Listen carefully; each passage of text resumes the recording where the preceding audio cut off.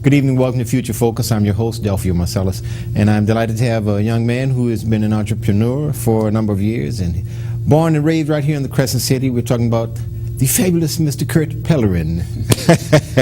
Hey, man, very good. We want to thank you very much for coming and being on our show. We want to talk a little bit about an event that you're having tomorrow night. That's correct? Correct. And why don't you tell us a little bit about what that is and where it will be and what time? Okay. LeRoux, along with smallbusinessNOLA, which is produced by Mr. Reuben DeTiege, we're doing a business networking event for entrepreneurs and people who are interested in going into business. Okay. We're going to have various government officials and agencies that are helping people that want to do business in New Orleans. Okay, now you say that's at LeRoux? It's going to be held at LeRoux, a place over on Louisiana Avenue, right off of St. Charles, 1700 Louisiana Avenue. Okay, right on the corner of Louisiana and Carondelet. Yeah, okay. Look, I tell you, when you tell people that in New Orleans, they definitely know. It's amazing that they know those two coins. Okay, all right. And so you said it's going to be 7 p.m.? It's going to be from 7 p.m. until 9 p.m.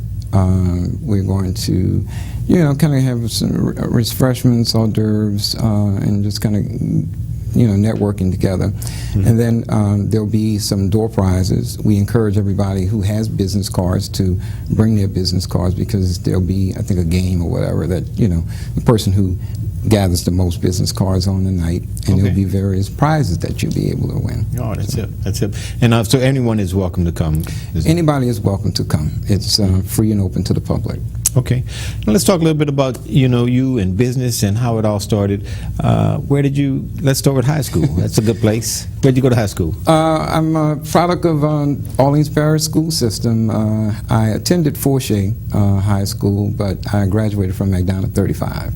Okay. So I have a kind of a dual residency here. But I got involved in business when I was in college at UNO. Okay. I basically started a home party program called Brown Bagged Handbags, which later, called itself BBH Leather Goods. I think everybody kind of remembers that back in the day. Okay. When we were doing custom leather clothing and what have you. Okay. And how did you come up with that idea? Well, actually, a friend of mine purchased a handbag for me. Well, not a handbag, but a book. It's cool, man. We ain't gonna tell nobody. Purchased a book bag for me when I was out on campus at UNO, and everybody on campus used to, was like, "Wow, man, where you got that leather satchel from?" So she turned me on to a supplier that was supplying a store that she was working for.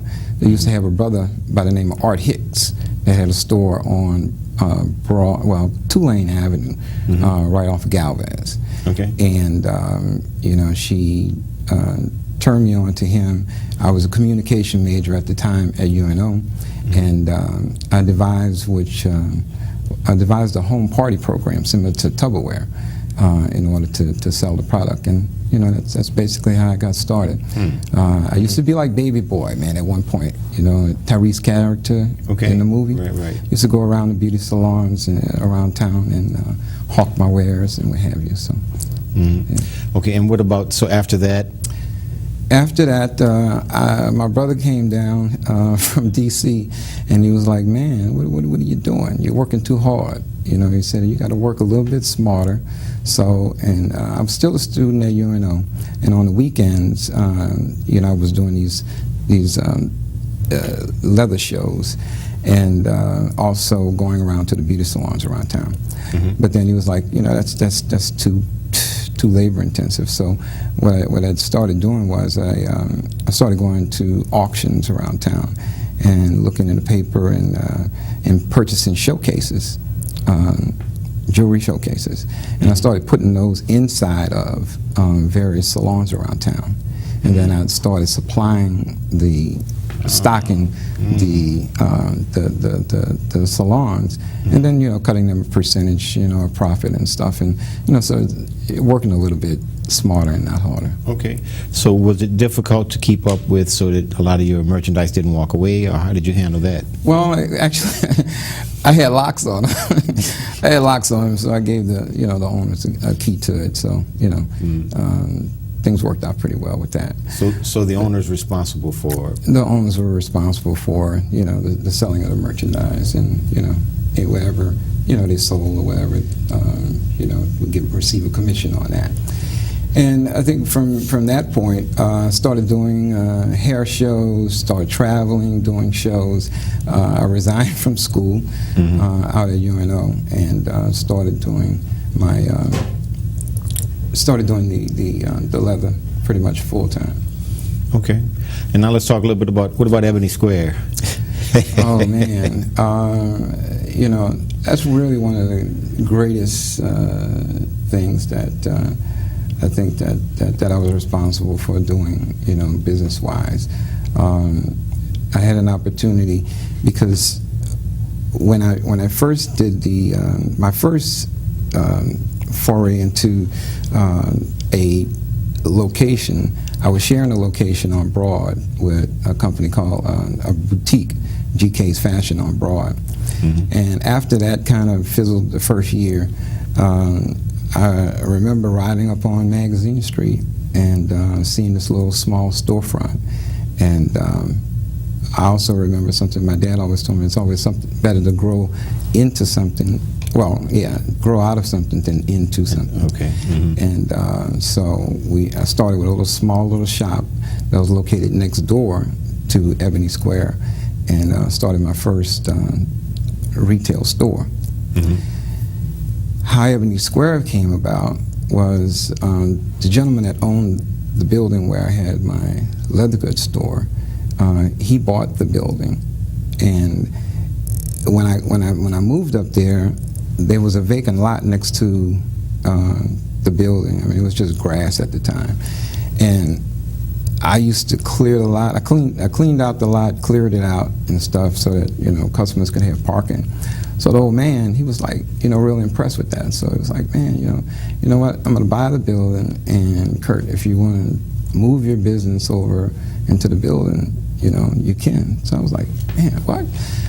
Move my leather store over here? I mean, this building is, humongous. I don't need that much space. But at the time, it was just right at the pinnacle of the height of the BBH leather craze.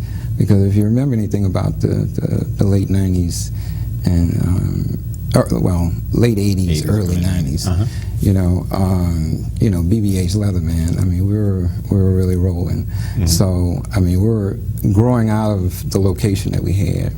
So we worked out a great lease opportunity for me to be there. That was staggered and gave me an opportunity to grow. And we actually grew into the space. Okay. Because at our heyday we had the leather goods store, we had a beauty salon in the back, and then we were doing private parties upstairs. Okay. So how did you find that it was difficult at that point to go from you're just dealing with one thing, leather goods, now all of a sudden you have to deal with a salon, you have renters, et cetera, et cetera? What was that like? I mean, it wasn't that difficult, and I think one thing that's always stick out in my mind is that you always have to have a plan A and a plan B in business. So the diversity of Ebony Square kind of gave us that opportunity, because when one thing wasn't working, you always had something else that could, possibly subsidize or make up for the shortcomings.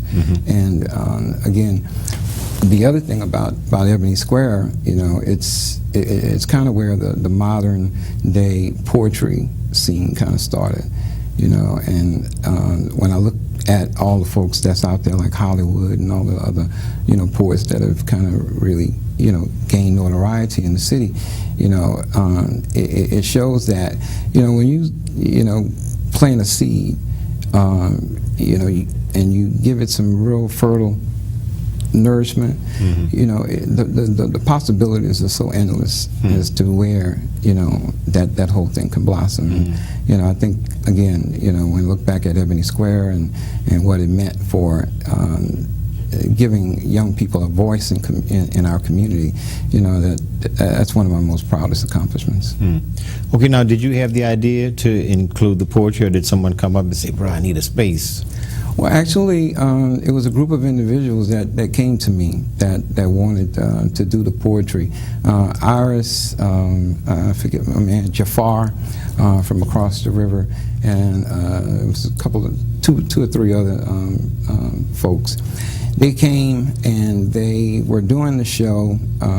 It kind of worked out for a minute, but then they pulled back and they kind of disbanded.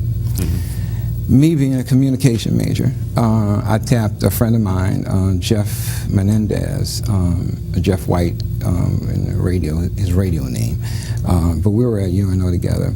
So we kind of took over the show and kind of revised it and came up with a more formalized concept of, you know, a production, and kind of put forth a real production of the event. So that's kind of how it evolved. Okay. So now, how old were you when you first started? When you say you kind of legitimately had a business, how old did you say you were? I was 21. Okay. 21. Okay. So now, if you have some 21-year-olds out there, some 18-year-olds, some 15-year-olds watching the show, and they're like, man, maybe they hadn't even thought about doing that, what would you say is maybe the major key, or some of the keys for these youngsters to go into their own business?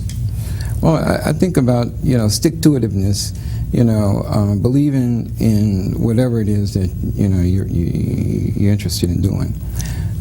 The other thing is, you know, studying your subject, you know, what you want to sell, you know that product, and know, also study marketing, because again, I think that it was marketing that really kind of set me apart in the early stages of things.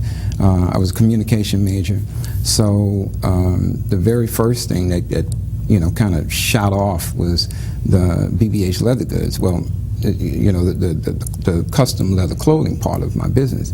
And the reason was because back in, you know, when we first started, I had a television commercial that was running on Cox. You know, I had this rap group called Double Trouble that put together a little catchy little, you know, little thing, whatever. But I was able to write the storyboard and, you know, actually direct the video, the commercial.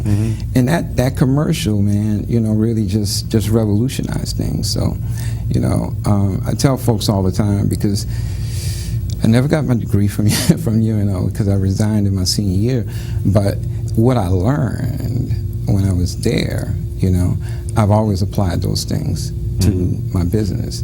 And, you know, when I go to talk to, you know, kids at school, I always tell them, you know, while you're in school now, you know, you have to absorb all of, you know, what you can, because you never know which discipline or what, you know, thing that you're going to have to utilize, you know, to really navigate yourself out here. And I was just fortunate enough that, you know, the marketing part of business was what really stuck with me. And again, I was able to write my TV commercials. I was able to come up with some, this Lola Loves Leather, WYOD started doing with A.D. Berry, who was doing this, you know, this whole little catchy thing. And all of those things were, you know, a result of my days at UNO.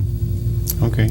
So you didn't finish at UNO. Now, you say you resigned. Did you send a formal letter in? Or did you just stop going? Well, you know, I stopped going. Well, what happened was when I first started, and I found, well, back up a little bit. My first consignment account was GK's Fashions.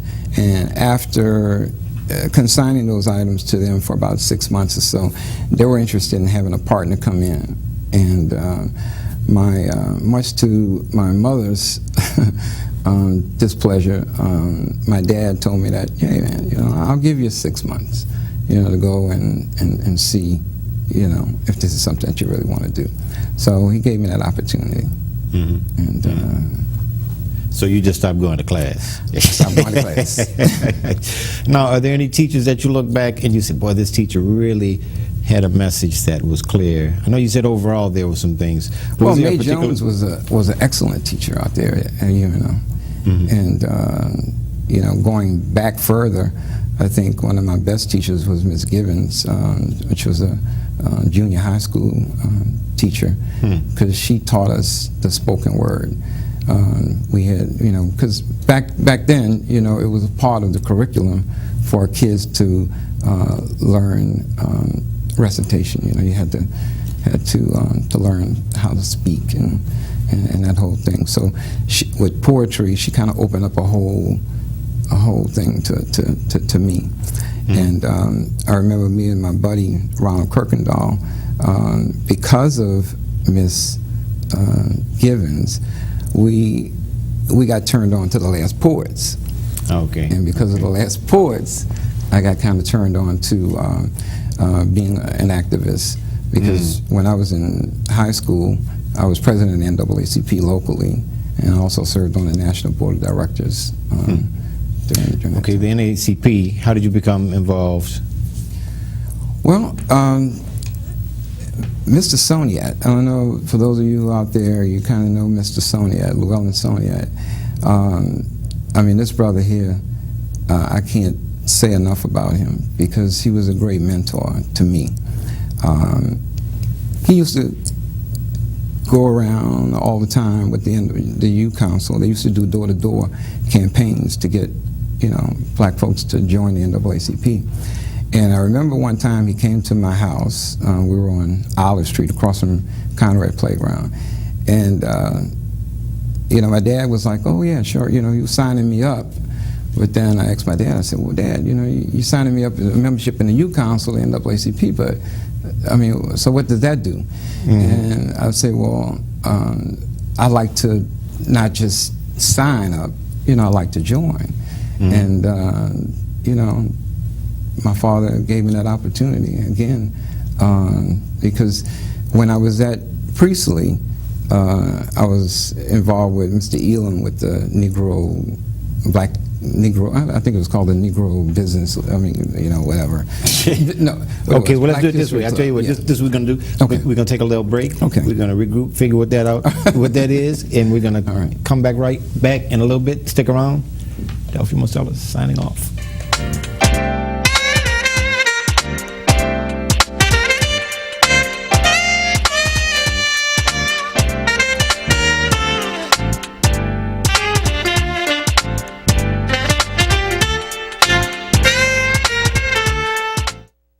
Thank you for calling your GED Pep Talk Center. All right, now, are you ready for your GED Pep Talk? Being nervous is okay. It just shows that you're serious about getting your diploma. A lot of things are scary. Heck, I'm scared of clowns. No quiero ir. No lo puedo hacer. DMC, life in your pep talk style. Just keeping it real, Debs. Just keeping it real. Whatever motivation you need, we've got a pep talk for you. Get your GED pep talk and find free classes at yourged.org. All in together now. We can make it better now. Come on, can we do it? Yeah, you know that we can. We rope it up, cause we know how to jump. We roll it out, cause we know how to skate. We'll cut it down, cause we know what to eat. We'll swap it out. We eat healthy stuff. Can we do it? Yeah, you know that we can. Can we do it? Just moving a little and eating better every day can help make you and your child healthier. Search We Can to find doable tips and activities that you can use every day. My life is full of statistics. Thing is, I could have dropped out of school and become one myself, but I didn't because I had people that believed in me. Here's another statistic. 7,000 students drop out every school day. That's one every 26 seconds. It's time that students know that we believe in them. Inspire a student and share your message of support at boostup.org. What if you could invest in the future of kids, like a stock? Not the kind of stock that's about making money, but a stock for social change. A whole new kind of investment called Better Futures. When you invest, it helps kids go to college. Believe in us, invest in us. Watch us grow. My name is Sydney, and I'm your dividend.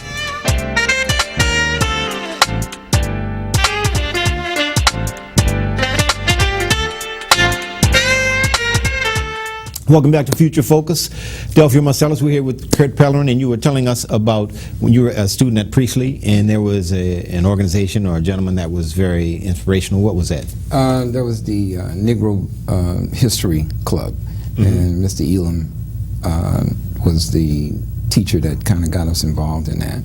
And you know, it's like connecting all of those dots, man. When you look back at your life and you see, you know, all of those little nuggets that was provided by some very good, you know, strong individuals, and you know, because of that, I was more susceptible to being real active and involved in the NAACP. And then my involvement in the NAACP led me to Mr. Emmett Douglas, who was the state president of the NAACP. Okay. And I tell you, I can't think of now another more charismatic individual. And, you know, he was a millionaire, brother, okay, at the time of his death, during his death, but, I mean, during his life. But he owned a beauty and barber supply business in Baton Rouge. And I remember as a kid going to his place and just seeing, you know, that, you know, he was black, he was strong, he was a voice in the community, but yet, you know, he was servicing our people, and he was employing black folks. And that was really inspirational to me. And so, you know, when I got an opportunity to go into business, you know, one of my focus was to not so much browbeat folks over the head with the fact that, hey, you know, you gotta, you know, do this black thing. No, but just to serve as a light so that people can see the opportunity. Because when I look at how many people now are in the reception hall business, I mean, when I opened up in the East, there was only me and 2 other people. Now there are like about 10 other reception halls out there. Wow. So, you know, it's... All black owned? Yeah. Wow. Yeah. So, I mean, but, you know, we're still not really splitting peas, because one thing about New Orleans and one thing about our people is that we will party. We like to, we will party, you know. So, and you know, one of the things when I looked at we had the Black Bridal Fair this past weekend, and there were over 50 black vendors that were over there. Several of the halls were represented, and you know, it was just good to see us all networking together, because you know, the pie is big enough, and I think that the more we come together and work together, you know, the better the playing field is. I mean, we can kind of level the playing field a little bit, because there's strength in us being together than being, you know, kind of doing our own thing. Would you say that there's a particular obstacle that you might say, boy, here's a Negro thing here, that you had to face, or is it just, you know, business is business? Well, you know, I tell people all the time that, you know, people they try to say that I'm kind of the exception and not the rule, but I think that it's just the opposite. We have internalized the view, some of us, or, you know, a lot of us rather, that we don't support one another. But really, that's not true. We do support one another. I mean, we go to church with one another. We do a lot of things collectively. I've been in business for going on 32 years, primarily because the African American community have supported me throughout this whole time. So to say that we don't support is really, you know, a misnomer. And I think that we have to get that out of our psyche, because it kind of defeats us before you start. Because it also puts in the minds of people that are interested in going into business that, hey, you know, I can't go into business because my people are not going to support me. But no, you know, you put yourself out there, you do what you have to do. Right now, we're advertising on, well, can I say that the station? let's not do that. But anyway, well, I'm Just doing in case. I'm doing I some don't know, but television yeah. advertisement these days. Okay. And I tell you, to see the number of people that have been coming as a result of that advertisement. When I first did the most generic commercial was one thing, but when I kind of put myself out there and kind of, you know, hey, the brother, yeah, that brother. So I have folks come every day, new people, say, hey, you know what, I saw you on TV, and I'm coming over here because I saw you on TV. You know? So the more we love ourselves, the more we express ourselves, the more I think our community embrace that thought and that concept. You know, we just got to get the word out more. Okay, let's talk a little bit about LeRoux and how that came about. Okay. LeRoux. LeRoux, I tell you, man, I've been driving past this place almost every day when I was going up to Ebony Squirrel magazine. And I actually had an opportunity prior to the storm to invest in a young lady who had the lease there. And it kind of failed, and failed right before the hurricane. But I always wanted to get back into that place because LeRoux is one of the most historic African-American venues in New Orleans. You know, a lot of people don't know that. But it was once owned by the Doucette brothers, Alfred Doucette, Big Chief Doucette, and Roland Doucette. And it was one of the premier African-American venues in New Orleans. You had the Shy-Lights, Manhattans, Bobby Blue Bland, you name it, Eddie Kendricks, all these cats back in the day used to perform there. The Nevilles, the Meters was kind of like formed there. So, you know, it was like kind of like the birthplace of New Orleans funk came from that venue. So I feel honored to have an opportunity to own the venue. I run it as a venue, not as so much as a club, because I like the diversity and being able to do, you know, varied things there.